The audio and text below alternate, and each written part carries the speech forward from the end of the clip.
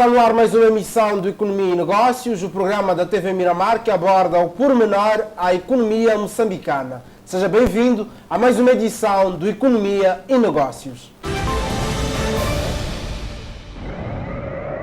No Economia e Negócios de hoje voltamos a falar sobre o Orçamento do Estado para 2015, instrumento este que foi aprovado em definitivo pela Assembleia da República e o Presidente da República mandou promulgar. Vamos procurar perceber as linhas de força que orientaram a elaboração deste documento. Por isso temos em estúdios o Diretor Nacional do Orçamento, Rogério Nkomo, ele que estará connosco nos próximos minutos a explicar então um pouco daquilo que foi, vamos assim dizer, as linhas de força que deram então aso a este importante instrumento que é o Orçamento do Estado para 2015. Antes de avançarmos para esta conversa, vamos então acompanhar esta peça de reportagem que traz-nos um pouco do enquadramento daquelas que são as prioridades destacadas para o Orçamento de Estado para 2015.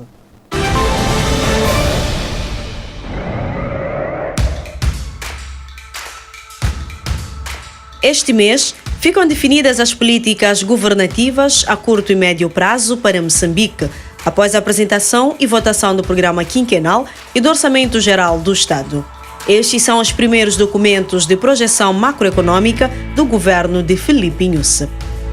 O Plano Econômico e Social 2015-2019 já foi aprovado pela maioria parlamentar, assim como o Orçamento Geral do Estado.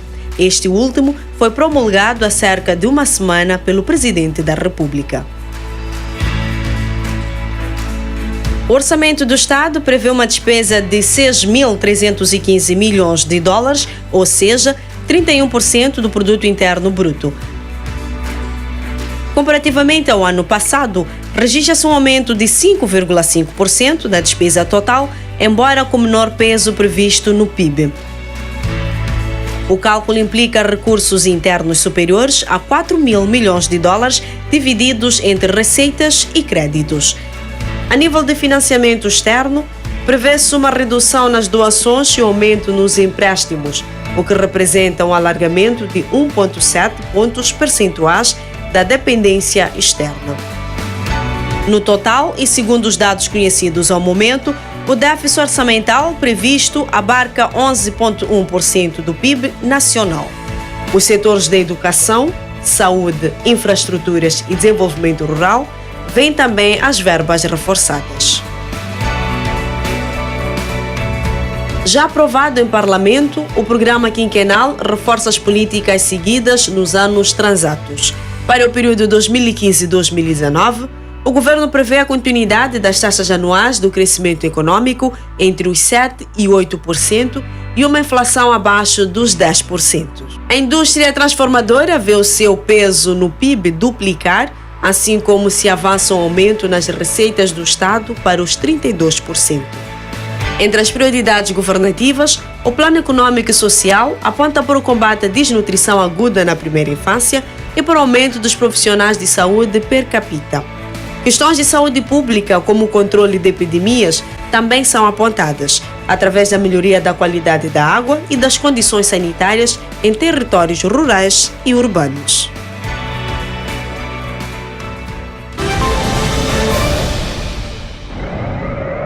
Muito bem, acabamos de conferir esta peça de reportagem que fazia um enquadramento, ou melhor, que fez um enquadramento daquilo que é o Orçamento do Estado para 2015, avaliado em cerca de 226 mil milhões de meticais. Vou então começar a conversa com o meu convidado para hoje, que é o Diretor Nacional do Orçamento, o, portanto, Diretor Rogério Nkomo, a quem desde já saúdo e agradeço a presença em estúdios. Muito obrigado. Em nome do Ministério da Economia e Finanças, também agradecemos este convite e também aproveito esta ocasião para cumprimentar os telespectadores. Muito bem, mesmo para começar, gostaria de ter de si, caro Nkomo, aquelas que são as linhas de força, de orientação, portanto, para a elaboração deste instrumento que foi debatido, que foi aprovado em definitivo pela Assembleia da República e que agora o Presidente da República já mandou promulgar. Primeiro dizer que este orçamento tem disponível 226 mil milhões de meticais, dos quais 160 mil milhões vêm de receitas do Estado e cerca de 56 mil milhões vêm de créditos e ou donativo externo, financiamento externo. Este montante é dividido, é distribuído do lado dos recursos em 120 para despesas de funcionamento, 83 para despesas de investimento e cerca de 56 mil milhões de meticais para aquilo que nós chamamos, cerca de 23 mil milhões de meticais para operações financeiras. Muito bem. Do lado da opinião pública, alguns segmentos da opinião pública defendem uma grande inovação neste orçamento por conta do IVA líquido. Gostaria de perceber se a inovação neste orçamento termina no IVA líquido ou a abordagem do orçamento como um todo teve em conta esta perspectiva de inovar para melhor responder àquelas que são as necessidades sectoriais. Antes de falar do assunto do IVA líquido, que está incorporado, na verdade, neste orçamento, dizer que este orçamento garante o funcionamento de todas as instituições e todos os setores e funções do Estado. Isto é, consegue pagar todos os salários, consegue cobrir o pagamento de todos os salários, consegue cobrir o funcionamento normal do aparelho do Estado, consegue fazer ou assumir aquilo que são os compromissos em termos de serviço da dívida, consegue fazer o pagamento de pensões, consegue também fazer o pagamento dos subsídios, falo de subsídios à farinha, subsídio ao pão, subsídios ao combustível, consegue fazer aquilo que nós chamamos que são as despesas correntes ou do funcionamento que o Estado tem. E fora de conseguir fazer isso, ele consegue ter ou deixar um superávit, consegue deixar uma sobra, se assim quisermos dizer, de cerca de 40 mil milhões de meticais, que servem para o financiamento ou para cobrir as despesas de investimento. Só que, como sabemos, e pelos números também assim o indicam, nós dissemos que eram cerca de 83 mil milhões as despesas de investimento, quer dizer que nem todo este superávit corrente que o Estado tem é suficiente para cobrir as despesas de investimento. Daí o Estado estar a recorrer ao financiamento externo, em forma de donativos ou em forma de crédito, para poder colmatar, digamos, este déficit que se tem para o financiamento das despesas de investimento. Ainda vamos falar desta questão da dívida. Já tinha introduzido a questão do IVA líquido como uma das inovações do orçamento. Gostaria de perceber até que ponto a inovação deste orçamento restringe-se apenas ao IVA ou há outras componentes em que, vamos assim dizer, houve alguma ousadia sob o ponto de vista de abordagem. Não vou chamar ousadia em si.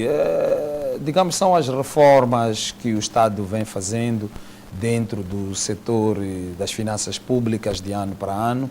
E já na altura a introdução do próprio IVA em substituição do imposto de circulação foi no caminhar dessas reformas e agora entendeu-se que tinha chegado o momento de, diferentemente dos outros anos em que o IVA era registrado dentro do orçamento de forma bruta.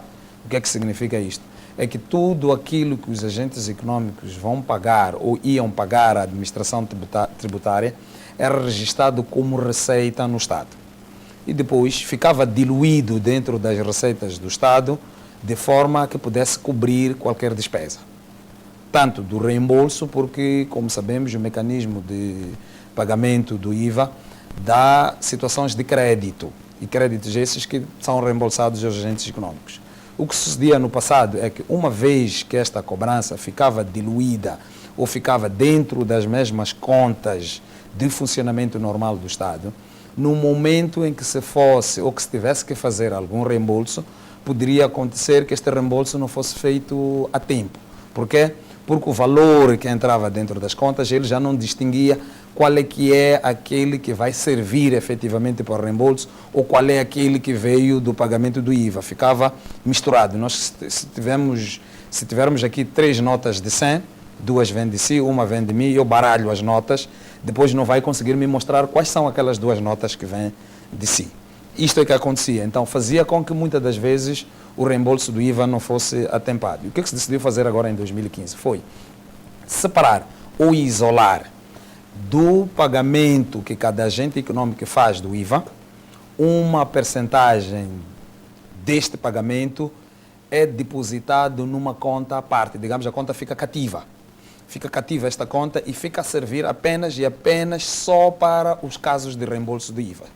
Isto faz com que, no momento em que qualquer agente econômico tiver a sua situação regularizada, ele provar que pagou IVA com direito a reembolso, existe uma conta já aprovisionada que permite que se faça esses reembolsos de forma atempada. Uma vez que esse valor, sem situações de atraso, uma vez que esse valor vai ficar guardado apenas para atender a estas situações de reembolso. Se vamos aqui num outro debate, aqui mesmo no Economia e Negócios, a falar justamente do Orçamento de Estado e desta questão do IVA líquido, e tivemos o economista Eduardo Sengo a defender que esta situação poderia, em algum momento, complicar um pouco aqueles que eram os números, os dados que o governo tinha, sob o ponto de vista de encaixe de receitas, na medida em que esse valor todo entrava e, como bem explicou, não havia aqui distinção de onde provinha cada valor e, por consequência disso, as receitas do Estado diminuiriam. Até que ponto esta percepção é correta?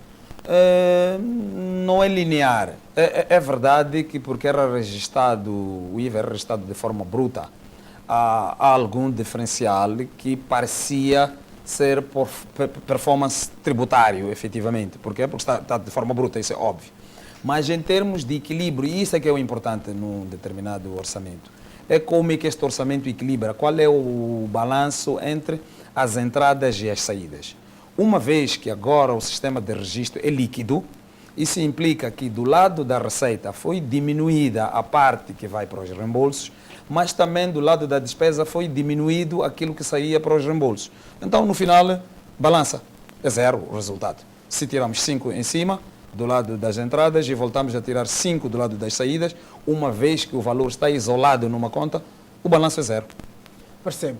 Vamos prosseguir com o debate em torno do Orçamento de Estado para aprofundar outros capítulos, mas para já vamos então a esta nossa janela habitual, onde temos, na voz de mais um empreendedor, o que é ser único num negócio. Ser único no negócio é fazer bem e melhor, de modo que os clientes tenham preferência em trabalhar com a firma.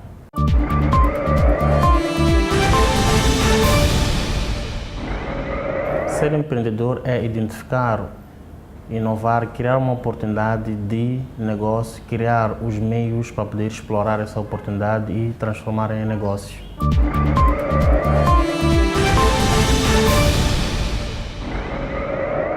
O meu negócio é HBM Despachante Aduaneiro, é empresa dedicada à prestação de serviços aduaneiros, no que diz respeito à importação e exportação que os agentes comerciais, isto é, importadores e exportadores, fazem para o nosso país. Nós servimos de ligação entre esses agentes comerciais e o Estado, no que diz respeito ao pagamento de diversas taxas que incidem na importação e exportação de mercadorias. Muito bem, para trás ficou na voz de mais um empreendedor, o que é ser único num negócio. Volto a interagir consigo, Caro, como diretor nacional do Orçamento no Ministério da Economia e Finanças. Gostaria de perceber, ainda voltando a então aquela que é a primeira questão, as linhas de força que deram espaço para elaboração então para este Orçamento de Estado para 2015, sob o ponto de vista de prioridades, o que é que este orçamento traz sob o ponto de vista da alocação orçamental sectorial? Este orçamento de 2015, ele consegue consubstanciar aquilo que são as prioridades e pilares de governação que o governo decidiu levar para os próximos 5 anos. E que se consubstanciam na parte que se predeterminou que vai ser realizado em 2015. Focado fundamentalmente para aquela prioridade que nós chamamos de desenvolvimento de capital humano e social. Uma grande parte dos recursos, cerca de 40% dos recursos deste orçamento de 2015, vão para o desenvolvimento do capital humano e social. E o que é que nós temos aqui no desenvolvimento do capital humano e social? Digamos, aquilo que está virado para as pessoas, aquilo que está virado para o cidadão. E o que é que está virado para o cidadão, o que é importante para o cidadão, sem querer dizer que as outras coisas não sejam importantes, mas aquilo que é elegível como a prioridade número 1. o caso da educação, é o caso da saúde e dentro da educação nós apanhamos as diferentes áreas da educação, desde o ensino primário até ao ensino superior. E dentro da saúde também apanhamos as diferentes funções ou as diferentes funcionalidades que o setor da saúde tem, desde a nutrição, desde o atendimento, desde a construção de hospitais. Se nós repararmos neste orçamento, temos a conclusão do Hospital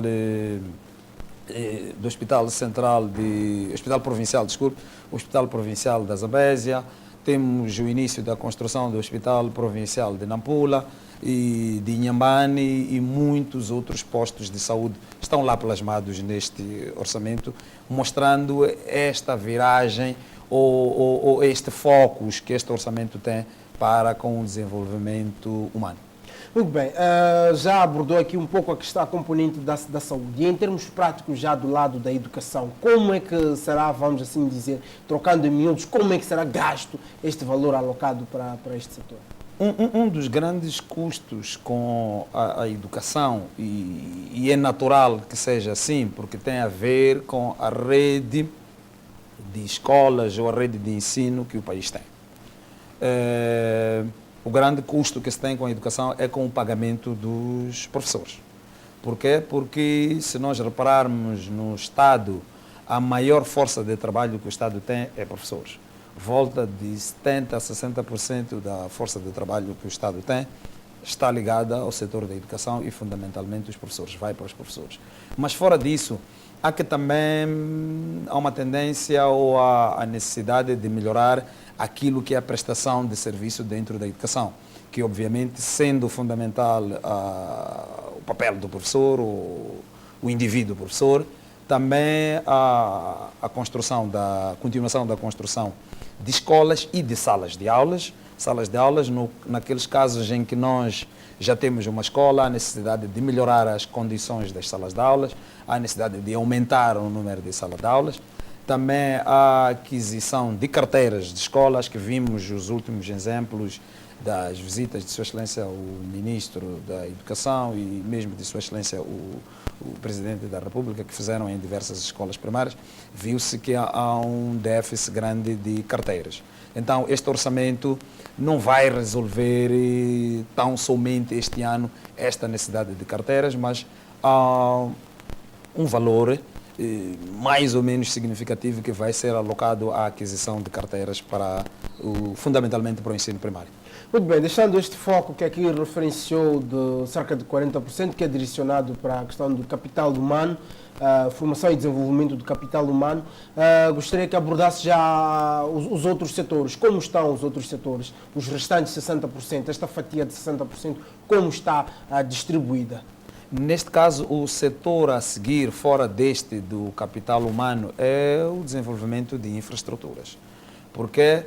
Porque as infraestruturas públicas, elas alavancam os outros setores da economia, facilitam o ambiente de negócios e também facilitam as trocas comerciais entre as diferentes zonas do país. Então, gera uma cadeia de valor, portanto. Sim, sim. Então, um outro foco já a seguir a este desenvolvimento do capital humano são as infraestruturas, que vão absorver cerca de 24% do orçamento. E aqui no desenvolvimento de infraestruturas nós apanhamos a construção de estradas. Posso dar um exemplo de uma obra grande que vai iniciar, que até pelas informações que tive nos mídias nos últimos dias, é a construção da estrada Beira-Machipanda, que vai ligar à zona centro. A construção da barragem Moamba Major, a construção da barragem de Gorongosa, que é a continuação, que já começou, há diversas obras de saneamento, como também a reabilitação de diversas linhas de estrada ao longo do país.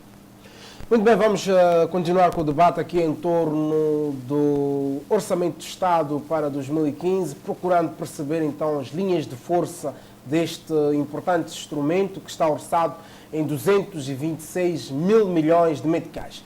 Por hora vamos observar um curtíssimo intervalo, mas voltamos já a seguir com mais debate e também com a nossa janela habitual, que é o caso de sucesso. Não saia daí, até já.